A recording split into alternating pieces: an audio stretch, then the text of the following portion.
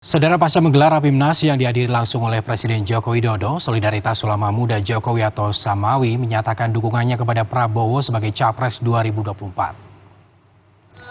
Solidaritas Ulama Muda Jokowi atau Samawi sebelumnya datang ke Istora Senayan untuk menyampaikan hasil Rapimnas dan rekomendasi nama baca pres pada 7 Oktober 2023. Usai bertemu dengan Jokowi, Samawi sempat mendatangi Prabowo Subianto di Kertanegara 4, Jakarta Selatan untuk menyatakan dukungan.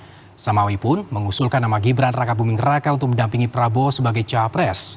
Usulan ini akan dimusyawarahkan oleh Ketua Umum Parpol Koalisi Indonesia Maju yang mendukung Prabowo. Sementara itu menanggapi hal ini, Gibran enggan berkomentar dan mengaku tidak ada komunikasi apapun. Dan kita akan menerima siapapun yang mendukung. Dan karena itu kita punya kesepakatan adalah ketua-ketua umum akan musyawarah mufakat untuk bersama-sama memutuskan siapa wakil presiden. Jadi yang penting saya terima masukan dari saudara-saudara dan akan saya bawa kepada forum Koalisi Indonesia Maju dan yang penting kita akan cari yang terbaik untuk bangsa Indonesia.